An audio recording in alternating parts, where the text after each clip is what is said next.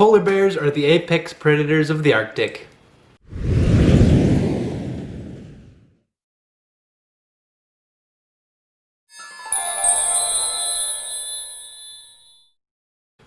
What's going on, adventure buddies? My name is Brandon Ringstad, and welcome to Nature Meets Paper, the place where we go on an adventure to discover the world of marine biology. I love sharing my experiences with aquatic animals with you through science, stories, and art. It is my goal to raise awareness of our beautiful bodies of water and the creatures that live in them. I want this to be a safe place for anyone to come, widen their horizons, and go on an adventure. Today we will discover the wonderful and chilly world of the polar bear. I will be using a reference photo that I took, as well as canvas. It's an 11 by 14. I have Liquitex Basics Acrylics and glitter for the final touches. Are you ready? Let's dive in. Usus maritimus, or polar bears, are found above the Arctic Circle, near land, sea ice, and open water. Their name means maritime bear. Even though they are a bear, they are classified as a marine mammal since they spend most of their time near or in the water. I know a lot of media portrays polar bears at the North Pole, or drinking soda from a bottle, or chilling with penguins. But these aren't true. Polar bears won't stray that far from land to be close to the North Pole. Penguins aren't found in the Arctic, so they won't be palling around with polar bears. And although some bears go digging through trash when hungry, they won't sip on a bottle of soda. Polar bears wander around and can be found hundreds of miles from shore. But they're always on the ice, and it's typically an ice floe that takes them there. During the winter, they venture the farthest from land. This is when the sea ice is thickest. They follow cracks in the ice called leads. Their prey needs to breathe air and comes up to rest on the ice or to catch a breath. So the bears follow their food and wait for this moment. During the summer, when the ice is thinner or farther from shore, polar bears spend a lot of time on land. This is also the time when females den and give birth to twin pups. For this painting, I put the polar bear in a sea ice hole. It will be hunkered down in ice watching its world. I start by painting the farthest objects in my painting, then work my way towards the foreground. Here I am just laying down shapes that will become year ice and pack ice. Year ice is ice that melts and freezes each year. Pack ice is thicker ice that lasts several years. I didn't plan out my background, so I will be playing with it throughout the video.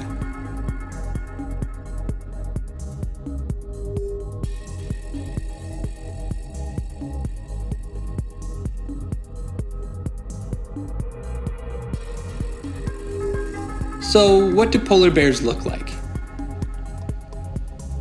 They're a large white or off-white bear. They're huge. Males or boars grow between 700 and 1,500 pounds. They stand about 4 or 5 feet tall when on all 4 legs and can reach heights of 10 feet tall when standing on their hind legs. I am 6 feet 2 inches tall. They are massive and powerful animals.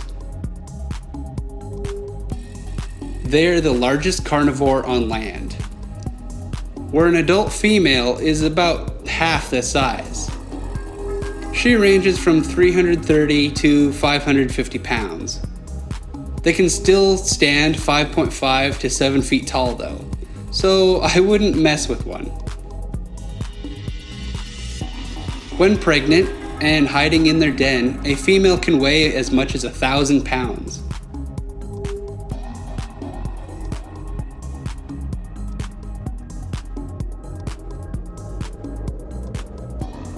Polar bears are closely related to the brown bear. We still see some hybridization between the two today due to changing climate. Polar bears have a longer nose, head, and body compared to brown bears. Since they deal with cold weather and water with their ears, tail, and legs are shorter. This helps conserve heat.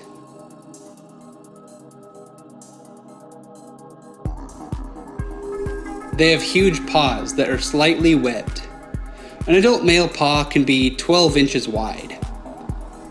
They have grippy pads that are covered in a little bit of fur. This prevents their feet from freezing to the ice. Unlike most land bears, polar bears' claws are sharp. The brown bear finds its food in a river or by digging in bushes or for roots. Their claws are scoop-shaped, and so they're flatter. Polar bear claws are short and sharp. They are short and strengthened for pulling up their prey from the water.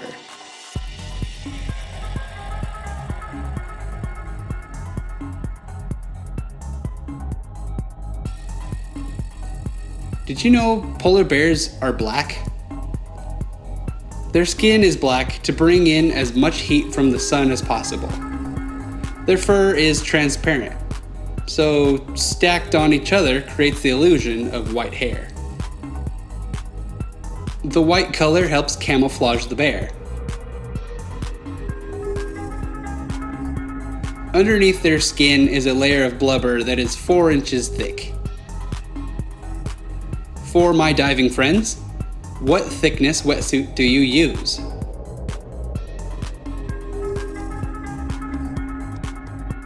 Can you imagine wearing a suit that is 4 inches thick?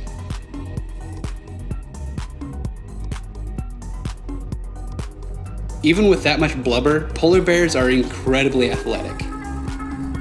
They can swim for days and travel hundreds of kilometers. They have a powerful nose that can smell prey up to a mile away. They can also smell food buried up to 3 feet deep in snow. Now, when I try to smell something through snow, I just get a nose full of snow. Polar bears have eyesight and hearing that is equal to humans.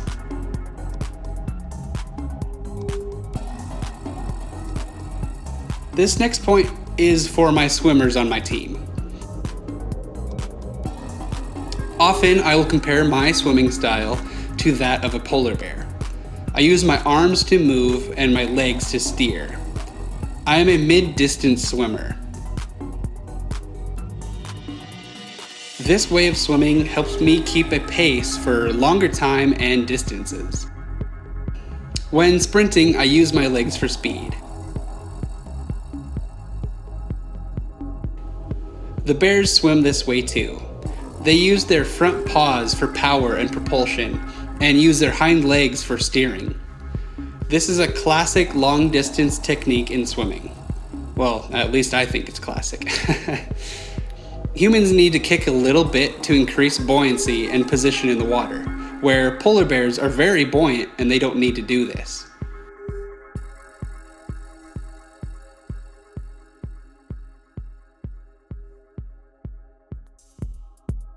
Let's learn some fun behavior. Polar bears are sort of solitary animals. They spend most of their time alone. But it has been found that they keep up on their friendships. They have been seen greeting, playing with, or cuddling with friends. On extremely cold nights, polar bears can huddle together and sleep next to each other for warmth. They also play together. This can look like rolling around, mouthing, wrestling each other, or playing with a carcass or item together.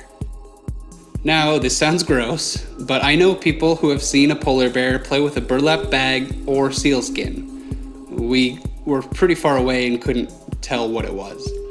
The bear took the item and spun it around in its mouth and let it go, like a helicopter, sending this thing flying into the air and landing a little bit away, to be followed by a chase.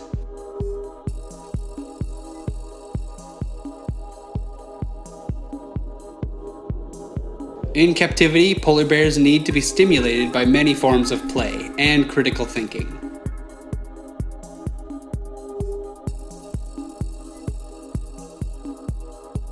So, what do polar bears eat? They primarily eat seals. They liked ring seals and bearded seals. Polar bears smell the breath of the seal and walk towards the opening of the ice. It is hard to sneak up on a seal on land and difficult to catch one in open water. Polar bears are patient animals, sometimes waiting several hours for a seal to appear at the crack or hole in the ice. They will lie near the hole and wait for the seal to breathe. Then grab it and haul it out onto the ice. That's why they need these sharp claws.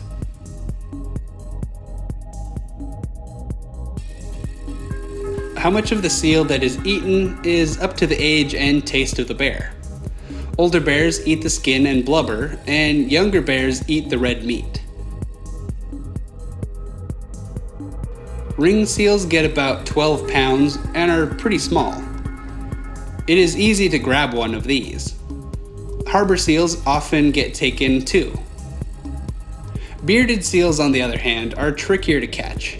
Adult male bearded seals can be the same size as a male polar bear, but the reward is greater for catching one of these seals.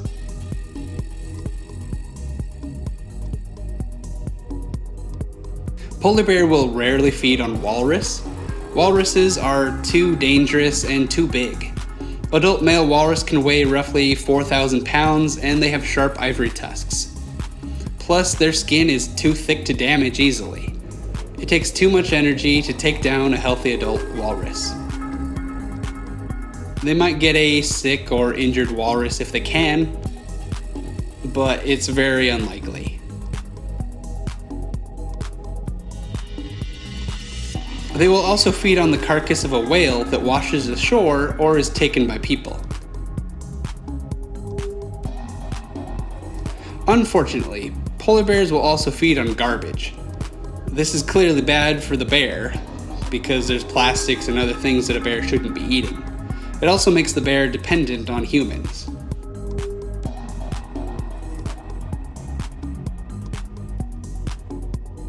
So, how are the polar bears doing? The IUCN Red List has them listed as vulnerable as of 2015. With changing weather and climate, the bears can have longer swims, less space available for ice to water interactions, and less access to seals. They are also a threat by the presence of people. Villagers, oil exploration, operations, mining, garbage, hunting, and vessel traffic. So let's do our part to help these animals survive.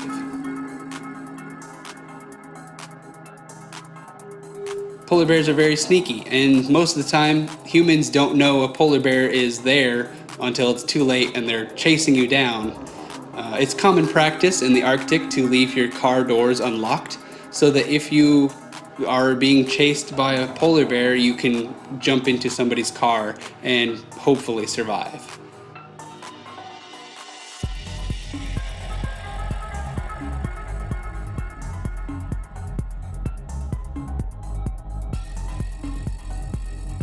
This brings us to my personal encounter with this bear. For those who don't know, I take all my own reference photos, but being artistic, I can reveal the story as I go. This is Blizzard, a 24-year-old male located at the Point Defiance Zoo and Aquarium in Tacoma, Washington. He was abandoned by his mother in the wild and was brought to the zoo to be saved.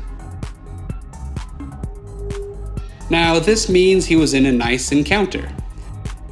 There were rocks, a large saltwater pool, and free space to roam. I wanted this painting to be in the wild. I took my knowledge of the Arctic landscape and placed him deep in thought there.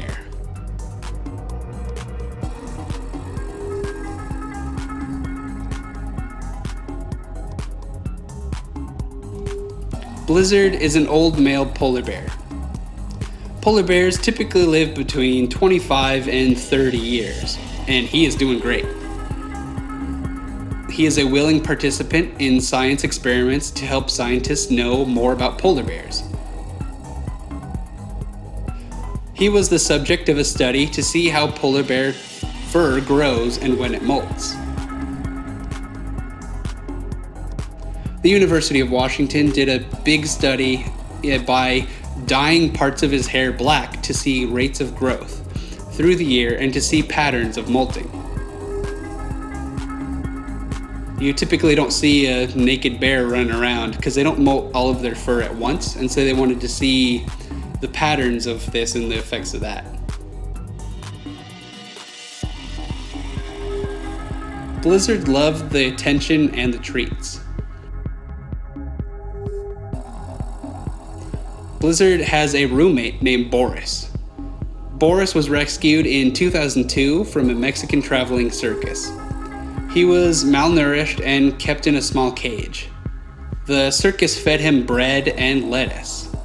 And since we just learned what polar bears like to eat, that's not right for a polar bear. The awesome part is Boris is doing great. He is the grandpa of polar bears.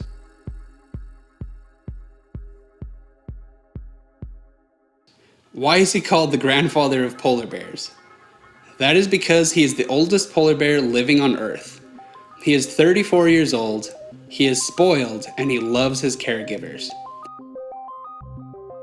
He still plays with Blizzard, swims, does his enrichments, and takes naps in his sun porch.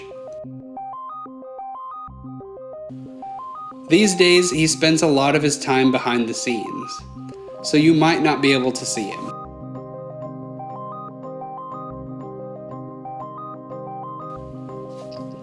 For this painting, I want to make it the most realistic painting I have made. During quarantine, I took the time to learn new skills and get new materials. I want this painting to capture your imagination. I want you to be able to visualize Blizzard doing stuff in the wild. I also want you to be able to visit him on your own adventure. And this is not sponsored by the Point Defiance Zoo.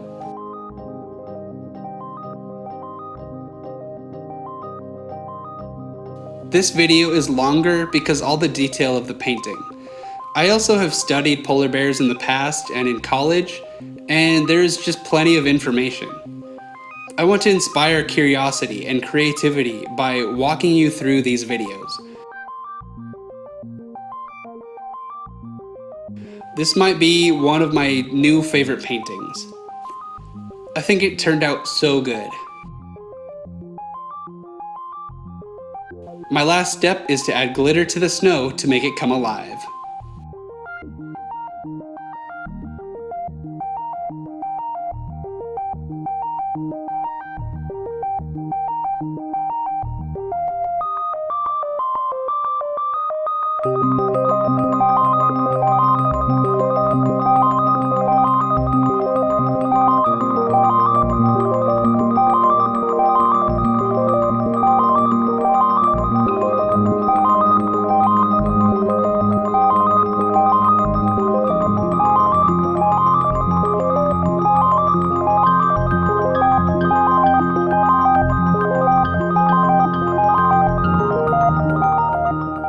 There we have it, the painting is finished, and I hope you had fun along the way.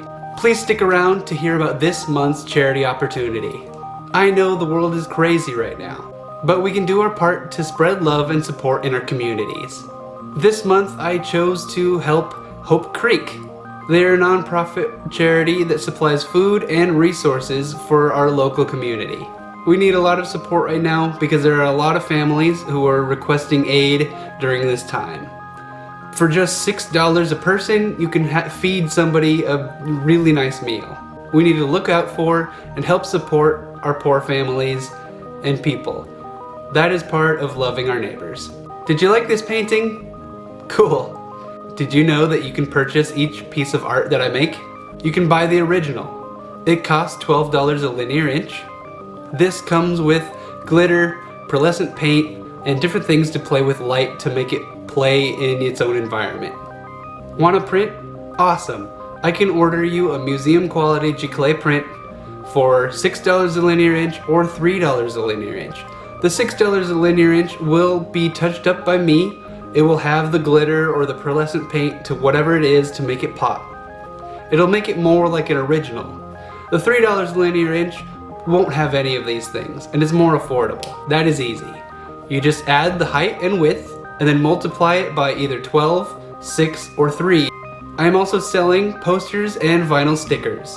Posters run $15 and my stickers are $5. Right now, it's just easiest to contact me if you would like these, and then I can ship them off to you.